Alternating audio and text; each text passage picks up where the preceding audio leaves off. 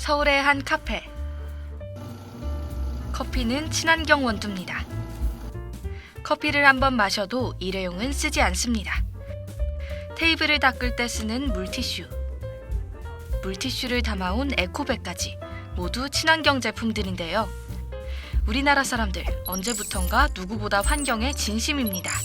그렇다면 우리는 정말 친환경적으로 살고 있는 걸까요?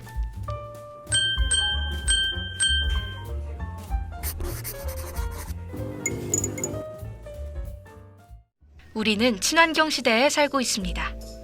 이걸 사도 친환경, 저걸 사도 친환경.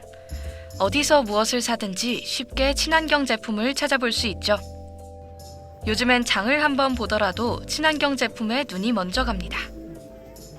친환경이 아니면 뭔가 불안하고 친환경 제품을 구입하면 뿌듯하고 만족스러워지죠. 설문에 따르면 평소 환경 문제에 관심이 있다라는 질문에 70%가 그렇다고 응답하며 실제로 환경에 대한 관심이 상당히 높아진 것을 알 수 있었습니다. 또한 환경에 관심이 있을 경우 75%가 친환경 소비에도 관심이 있다고 응답해 소비 생활에서도 친환경은 깊숙이 들어와 있었음을 알 수 있었죠. 이 정도면 우리나라 사람들 환경을 생각하는 마음만큼은 정말 진심이라고 할 수 있겠네요. 높아진 환경 문제에 대한 관심과 소비 패턴의 변화에 기업들 가만히 있을 수는 없겠죠. 많은 기업들이 친환경 제품을 개발하고 친환경을 강조하며 마케팅하기 시작했습니다. 그러나 문제가 발생하기 시작했는데요. 실제로 친환경이 아니면서 친환경인 척하는 마케팅이 나오며 소비자들을 속이기 시작했습니다.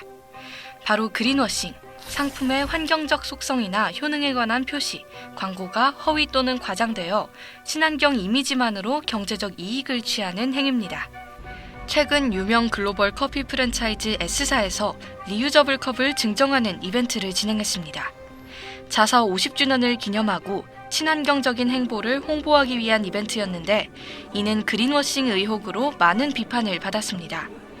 리유저블 컵의 재질이 플라스틱이기 때문에 생각보다 여러 번 사용할 수 없고 생산할 때 일회용 컵보다 3.5배 많은 이산화탄소를 발생시켜 환경오염을 고려하지 않았기 때문입니다. 그렇다면 기업들은 왜 그린워싱을 하는 걸까요? 그린워싱의 역사는 굉장히 오래되었다고 이야기를 하고 있습니다.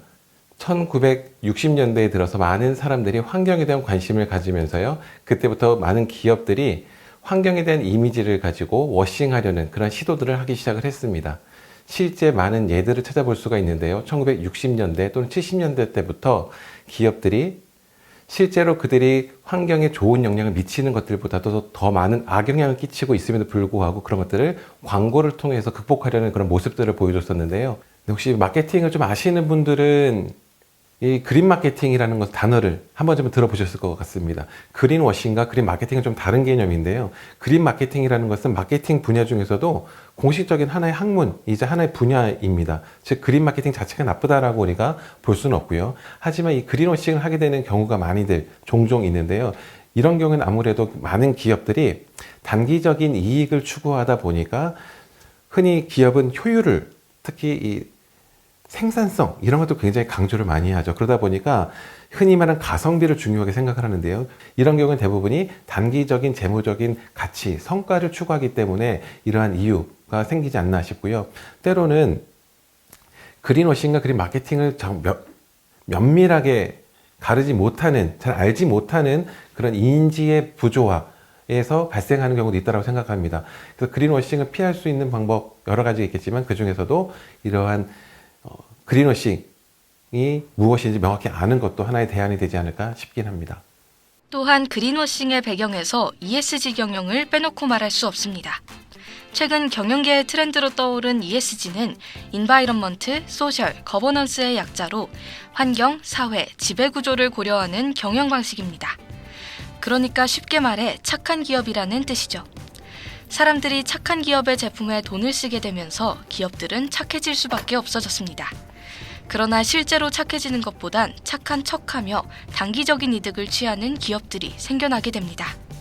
오랜 시간이 걸리는 기업의 체질 변화보다는 단시간에 소비자를 끌어들이는 데에 눈이 먼 거죠. 소비자들은 거짓말에 속아 자신이 환경을 지키고 있다고 생각하며 제품을 구매해 기업은 수익을 내는 악순환이 반복되는 겁니다.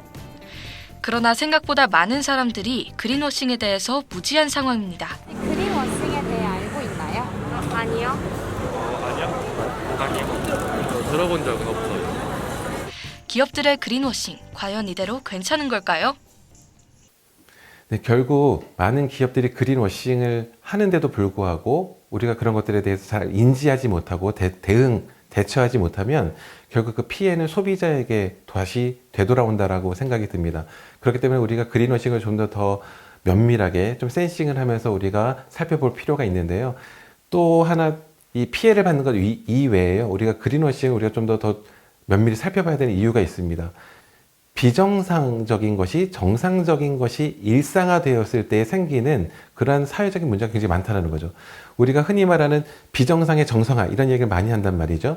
그런데 이런 것들이 정상화가 되지 않으면 정상적으로 작동이 되지 않는다라고 했을 때에는 이런 것들이 일상적으로 된다라고 하면은 우리 사회 신뢰가 무너지는 그런 이유 중에 하나가 되지 않을까 싶습니다.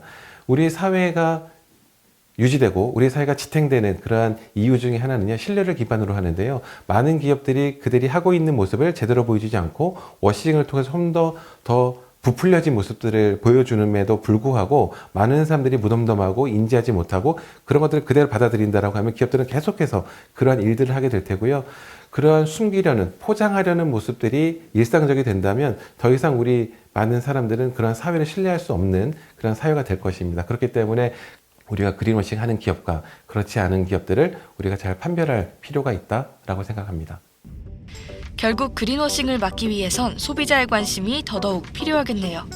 2부에서는 MZ세대의 소비에 대해 자세히 알아보겠습니다. 그럼 2부에서 만나요.